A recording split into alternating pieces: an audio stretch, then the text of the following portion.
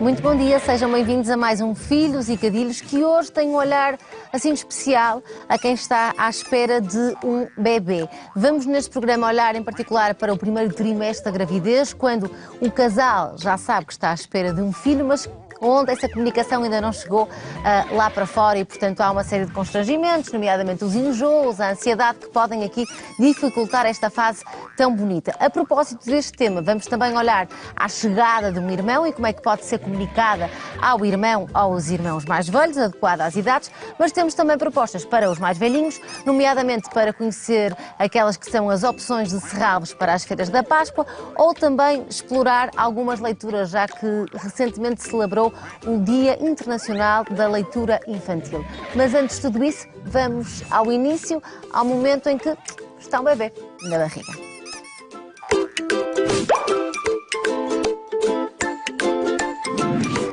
E para falarmos de bebés, não é? Só podíamos falar contigo. Bem-vinda mais uma vez. Obrigada. Bebés e grávidas, não é? Sim. Mas bebés que estão dentro da barriga, sobretudo. Maria, olha, o que nós gostávamos de olhar aqui hoje contigo de uma forma especial é para o primeiro trimestre da gravidez. E para esta dicotomia, talvez, que existe entre, por um lado, ser uma fase extremamente importante do processo, e gostava de te ouvir falar sobre isso, mas, por outro lado, ser uma fase também de alguma ansiedade e de muitas incertezas. Primeiro, porque sabe-se pouco, e segundo, porque também não há uma comunicação à partida à família alargada, nem no local de trabalho, e, portanto, há assim uma gestão que às vezes ficamos felizes, mas ao mesmo tempo um pouco ansiosas, não é? Eu costumo dizer que tem que ser uma alegria muito controlada, não é? Há uma felicidade e ao mesmo tempo não só algum medo, porque as pessoas vão sabendo que algumas coisas podem não correr tão bem, como também por essa razão não se diz logo a toda a gente e tem que lidar com esse disfarçar, não é? Tipo, mesmo, então não bebes, não é? E as pessoas ficam assim um bocado, portanto, há ali muito Um certo secretismo. É, um certo secretismo, porque está associado a algum receio que alguma coisa não corra bem, pronto. Que as pessoas ou não sabem nada disso, pronto, ou começam a saber por experiência própria ou pelos amigos, pela família. Porque sabemos que é uma fase muito sensível ainda, não é?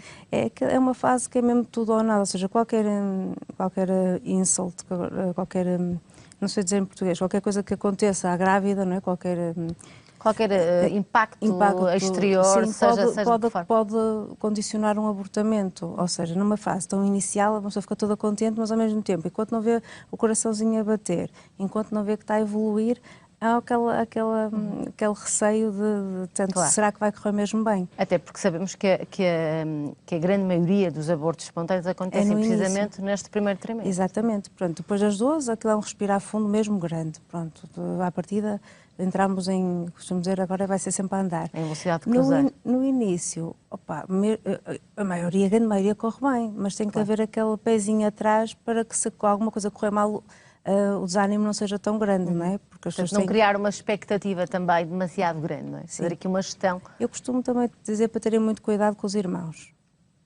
porque muitas pessoas dizem logo aos irmãos e depois os meninos quando vão à consulta, e se alguma coisa não está bem, se para nós dói, quando não corre bem a grávida, o casal fica já temos uma certa gestão emocional. Portanto, há sempre dor, é impossível.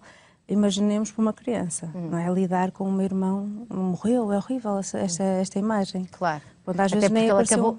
ainda nem nasceu e já morreu. É horrível, acho que é uma coisa que mete muita confusão na cabeça das crianças, não é? Claro, e portanto, esse tema é muito interessante, nós vamos mais à frente falar da comunicação, de como é que devemos comunicar, e já tocaste neste ponto, que algo que é fundamental é não comunicar antes do tempo, não ter muita pressa. E ter um bocadinho de calma, porque às vezes chegam lá à primeira consulta, à primeira vez que vamos fazer a ecografia, e às vezes nem sequer está um embrião, porque não se chegou a aparecer. E por exemplo, os miúdos veem os pais a chorar, veem aquilo tudo, portanto é uma coisa pesada que eu acho que devem ser poupados mesmo. Certo, portanto, essa é de facto algo que é muito importante, é percebermos que esta comunicação deve ser um pouco mais tardia, sobretudo com as crianças, porque são muito sensíveis. Sim. E também aquilo que tu dizias há pouco, mesmo no local de trabalho, mesmo com a família alargada e com os amigos, pode fazer algum sentido, depende do contexto, eu digo muito, depende da família que tem à volta. Uma avó muito ansiosa, por exemplo, pode encarar, não é, ficar triste, muito deprimida com uma situação dessas. Depende também do quem temos à nossa volta. Claro. As pessoas têm que saber ler. Por exemplo, no local de trabalho, se corre mal, escusa toda a gente saber, porque não é, escusa saber, Claro. está a tentar engravidar, que às vezes, não é, a nível de trabalho Certo, pode e ter depois algum para, impacto. para voltar a tentar, até Sim, criar ali uma pressão difícil. eu acho, é isso. As pessoas ficam a contar, e agora? Nunca mais, nunca mais. Quando é que vai? E, portanto, evita-se essa questão. Eu acho que sim. Questões emocionais à parte, já percebemos Sim. que tem que haver aqui alguma, como tu disseste, acho que é uma expressão interessante, uma felicidade controlada, não é? Há também uma série de cuidados que esta grávida deve ter, certo? Claro, sim. Portanto, a partida, o ideal é sempre irem à pré-conceição para termos tudo direitinho, não é? As análises otimizadas, para que tudo corra bem. Tentar fazer até alguma suplementação. Exato, prévia. começar a fazer a suplementação adequada, porque, por exemplo, quem tem a patologia da tiroide não deve fazer à partida iodo, o ácido fólico sempre, pronto. Se isso não acontecer, ao menos mal tem o teste positivo, começar essa suplementação e marcar uma consulta, que também não deve ser logo a correr, porque... Muitas vezes as pessoas com 4 ou 5 semanas já têm um teste positivo e querem logo ir. Às 4 querem ir e depois não chegam adianta lá nada. e ficam muito tristes porque não se vê nada. E esse não se vê nada vai criar uma ansiedade muito grande durante aquelas semanas até que apareça o embrião, tipo, se calhar não vai chegar a aparecer. Certo. E estamos a falar às vezes 2 ou 3 semanas. O ideal é sempre volta das 7, porque aí já vamos ver, já vemos o coração a bater, já a taxa de complicações baixa muito, logo de abortamento baixa imenso e não se está naquela ansiedade. O que eu vejo é que as pessoas quando vão muito cedo dizem, mas cá não vai aparecer nada. Não é? Ficam com aquele medo. E para vocês também, como médicos, também é muito ingrato. Porque na verdade não sei se vai aparecer, não é? Portanto, também não é uma situação que eu gosto, por isso é que sempre que me comunicam e eu faço as continhas para bater naquela altura para vermos o embrião, para sermos lá todos tranquilos. Certo. É muito importante marcar a consulta, começar a suplementação e depois o resto será, portanto, a partir da obstétrica depois vai marcar as análises, a ecografia, o rastreio, tem tudo um timing muito preciso, não é? Outra questão, falaste aqui das questões dos abortos espontâneos e que qualquer elemento externo podia aqui induzir um aborto espontâneo ou uma complicação, não necessariamente um aborto, mas pelo menos uma complicação, na maioria das vezes acaba em aborto. Nessa fase, nessa fase, mas, por exemplo, tudo que seja relacionado, e podemos aqui dar uma chega a questões relacionadas com exercício físico, tudo que seja muita trepidação, muitos saltos, se calhar nessa altura... Não há assim grandes estudos disso, mas o que se sabe é que deve-se pelo menos diminuir o impacto, não é? Tipo, diminuir o impacto do que é feito. Também tem muita piada que há muitas pessoas que engravidam e lembram-se que quando engravidam é que vão começar a fazer exercício. E não é a altura certa. Claro. Uma coisa é já fazer de antemão. Quem não é? faz deve fazer porque primeiro o corpo precisa, a cabeça precisa, faz-lhes muito bem, devem continuar a um ritmo e se virmos que alguma coisa, não é, algum sinal que dá ao corpo também diminuir ou parar. Pronto. Mas quem não faz, se calhar não é a melhor altura. Certo. Até porque estão super cansadas no primeiro trimestre. Certo, sim. Não é? E tentar fazer o que eles querem é dormir. Claro. Não vale a pena. Vamos falar sobre isso, sobre esse cansaço e essa sonolência, que é muito típica do primeiro trimestre, acompanhada muitas vezes das náuseas e dos enjoos. Porquê é que isto acontece? Há alguma evidência científica para isso? Ou... Das náuseas, sim, é multifatorial, tem tudo a ver com uma parte hormonal, mas não só, também tem a ver com ansiedade. Quem é mais ansioso normalmente tem muito mais náuseas, se forem gêmeos tem mais náuseas, tem um componente familiar. As náuseas é multifatorial. O sono, eu penso que tem muito com aquele pico de hormonas, a progesterona faz muito sono e na verdade o organismo muda completamente, de repente passa a funcionar mesmo por 2. Só não é preciso comer por 2, mas está a bater o coração por 2, está a respirar por 2, então portanto, o ritmo é um bocadinho mais lento, digamos. E portanto a pessoa tem que se adaptar. E há uma certa necessidade de descansar. De certa maneira, as pessoas ficam doidas quando veem em 3 semanas a diferença de uma manchinha para um bonequinho com braços e passado mais 2 semanas é uma pessoa pequenina. A mulher está a trabalhar muito, está ali a trabalhar a sério, cansa, não é? Eu costumo dizer, ela está cansada porque já está a gerar uma vida. Claro. O que é que naquelas pequenas semanas fez? Fez dedos, fez uma quantidade enorme, uma pessoa, portanto, cansa. Claro, e depois também, voltando aqui a esta questão de não se saber, ainda é mais difícil, não é? Porque não há aqui esta justificação de dizer para fora, estou mesmo cansada porque estou grávida, porque ainda não se pode dizer. É como as náuseas, as pessoas tentam, não é? Aliás, no dia-a-dia, se alguém diz, estou enjoada, logo estás grávida. Exato, é quase que és uma piadinha. Portanto, é preciso, há muita coisa que as pessoas tentam disfarçar por uma proteção delas próprias, eu acho, e de quem gostam. Pronto, que depois, para as 10, 12 semanas, pronto, passamos a a poder dizer a toda a gente e estar muito mais, não é? Tranquilos. Olha, tu falaste aqui da questão da alimentação. Sim. E isso é verdade que não faz muito sentido começar a fazer exercício físico quando se engravida, Sim. não é?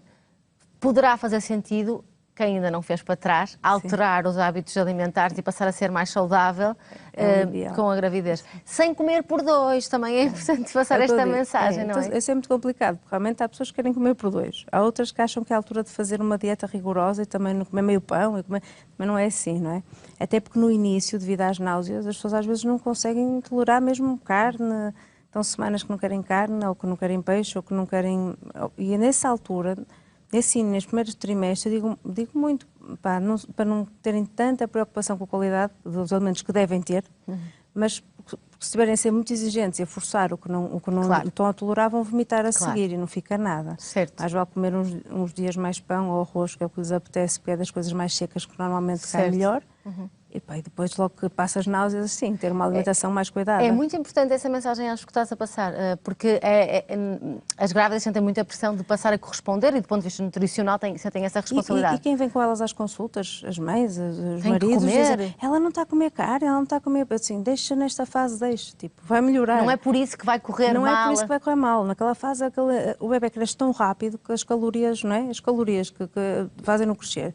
Depois, com calma, a partir vão embora as náuseas, pronto, já se podem comer melhor, mais fruta, mais legumes, não é? Uma alimentação mais equilibrada. No primeiro trimestre, entre forçar o que não se quer e vomitar e ficar lá qualquer coisa, eu prefiro que fique. Acho que é mais lógico. Certo. E não estar a criar- obrigar, certo. ou até a grávida sentir-se mal porque não está a comer a carne Criar que devia comer. essa grande pressão também Eu na acho que grávida. sim, que isso até alivia e até acaba o tirar o stress, não é? Diminui a náusea também. Portanto, deixá-las relaxar, tipo, tudo bem. Depois passando a náusea, cuida um bocadinho mais dessa parte, que é importante, sim. Olha, estamos aqui a chegar ao fim da nossa conversa. E deixa-me fazer-te aqui uma pergunta, porque há 50 anos atrás, uma mulher que estava grávida descobria que estava grávida, não tinha ecografias, descobria que estava grávida provavelmente ao segundo ou ao terceiro mês, Sim, portanto, tudo era muito diferente.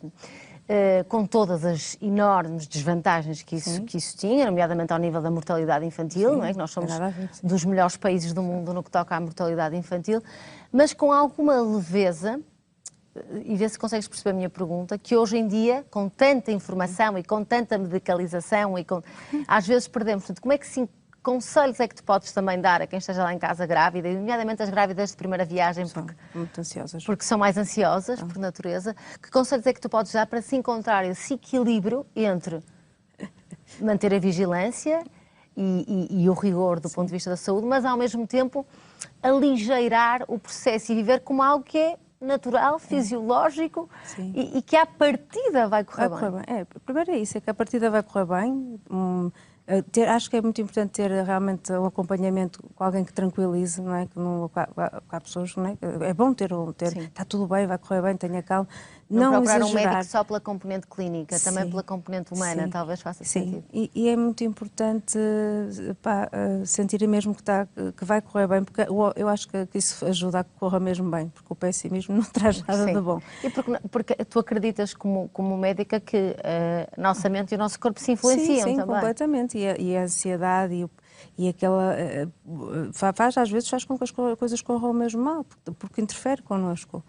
E assim, estava-me a rir porque eu estava-me a lembrar, para mim a coisa mais importante é que leiam o livro que eu escrevi. Livro, claro. Porque acho que ainda no outro dia eu própria estava a ler lá um capítulo e acho que tranquiliza mesmo. Sim, é mesmo, sem dúvida. Cada dúvida que a pessoa tem, vai lá, lê e diz assim, isto tem calma, isto está a acontecer por causa disto, não é? Tranquilizar sem negligenciar. Eu acho que o teu livro encontra esse equilíbrio. Pois é isso, as pessoas não vão deixar de fazer os exames no timing certo, mas perceberem que a sociedade às vezes manda-nos, sem maldade, mas dão, não é? As vizinhas, os primos, as tias, dizem tanta coisa, as grávidas sentem tanta pressão, e depois vai saber e metade não é verdade ou não interessa para nada. Portanto, é muito importante a calma na gravidez e também é importante ter as respostas certas, porque também saber o que se está a fazer Claro, e saber e o com que é que rigor. podem fazer. Portanto, por isso é que eu estava-me aqui a rir, porque acho que o mais importante, sem dúvida, é ler o livro, porque acalma e estão a ter uma fonte fidedigna, não é? Certo, portanto encontra-se assim esse Algum equilíbrio. equilíbrio, Portanto, sem mitos sem medos. e sem É medos. para não ter medo, sim. É para seguir com o teu livro também. Maria, gostei muito de estar contigo. Até Obrigada, breve. Muito até obrigada. breve, obrigada. Ora, e deste olhar assim um pouco mais genérico e médico desta questão no primeiro trimestre da gravidez, vamos passar a focar-nos em concreto na nutrição e nos enjoos. E para isso vamos dar um saltinho à rubrica Boca de Leão.